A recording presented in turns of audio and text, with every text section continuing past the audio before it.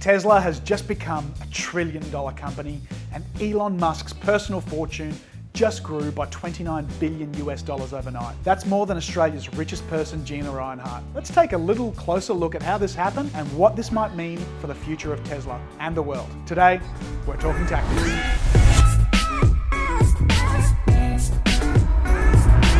Welcome to Talking Tactics, where we give you the news, information, and tactics that you need to thrive in the business world. And as I said, overnight, Tesla passed the US $1 trillion market cap level. It's the second fastest company to achieve this feat, with Facebook being the fastest. Tesla now joins other US companies on the $1 trillion list, such as Apple, Alphabet, Microsoft, and Amazon. So how did this happen? Well, effectively it came about because Hertz, the massive vehicle rental company, is electrifying its fleet and placed an order for 100,000 Tesla vehicles. After that, Tesla shares rose by about 9.8%. Because Elon Musk's personal fortune is tied very closely to shares and options in the company, his own wealth grew by $29 billion. His net worth is now sitting at $281 billion and is rapidly pulling away from his next closest competition, Jeff Bezos, who only has a measly $193 billion. It's my firm prediction that Elon Musk will eventually become the world's first trillionaire. Trillionaire with a capital T, and I'll give him until 2030 to pass that magic milestone. Not only will he achieve trillionaire status, I think he's going to be the richest person ever, period. Now, I've personally gone down a bit of a Tesla YouTube rabbit hole, and I may come across as a bit of a Tesla fanboy. More on that a little later, but I really feel like a lot of people don't really understand Tesla, and I certainly used to be one of them, particularly when people make comparisons with other car companies like Toyota, Mercedes, Volkswagen, you name it. The key difference between these other car companies and Tesla is that they are positioning themselves as not just a car company, but a robotics company. They are a world leader in artificial intelligence, robotics, and energy storage. Tesla is on the precipice of creating full self-driving vehicles and solving all the problems that come along with that. No other company is even close to this. It's already safer and more reliable than a human-operated vehicle. How long will it take for governments around the world to start legislating that it's actually going to be illegal to drive? If a Tesla fully self-driven vehicle has resulted in a significant reduction in deaths caused by driver error, how can governments have any choice but to set up zones of control where the AI in the car is required to take over and make driving decisions for you? As a flow-on effect on this, what will this mean for delivery drivers, bus drivers, truck drivers, freight, taxi or Uber drivers? If a truck or car can be driven itself and deliver goods, this could mean hundreds of millions of workers worldwide could be displaced. Even developed countries like Australia have about 640,000 employees in this sector.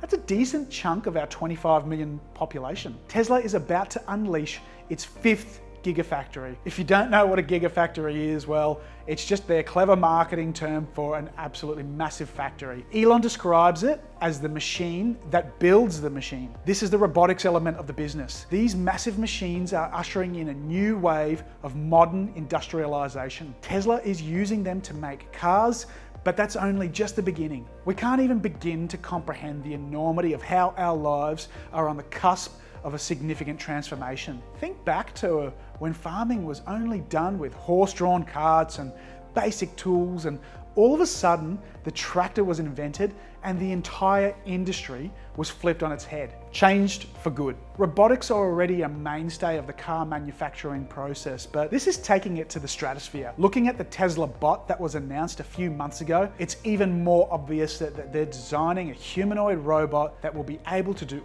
all the boring, repetitive, or dangerous tasks, so humans don't have to.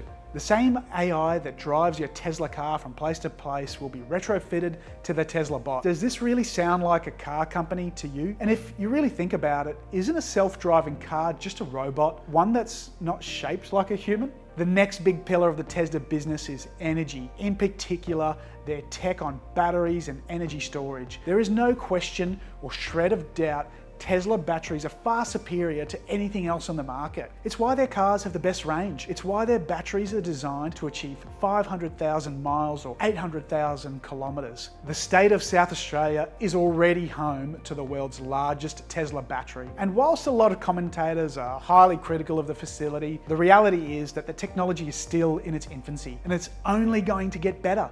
Think about solar power. When I was a kid, it was spoken about almost as a bit of a fantasy. Like, how could solar energy power your whole house? And, is it going to be cost effective? That's impossible. But guess what? Technology gets better over time. It improves, adjustments are made, and it makes giant leaps. Solar is now the cheapest form of energy generation, but the sun doesn't always shine, and peak energy requirements of a household are generally at night. There are a few limiting factors with solar power, that's obvious. That's where battery technology comes in. And specifically with the Tesla Powerwall, it's now possible to go fully off-grid with solar panels and a few Powerwalls. Is it expensive? Of course it is. It's still new, but will it continue to get cheaper as technology improves? Yes, that's just the nature of advancement. Australia is already the world's largest adopter of solar. Who's to say we won't also be the largest adopter of battery storage? We're an energy powerhouse after all, and that needs to be the future of Australia. The Australian government has just announced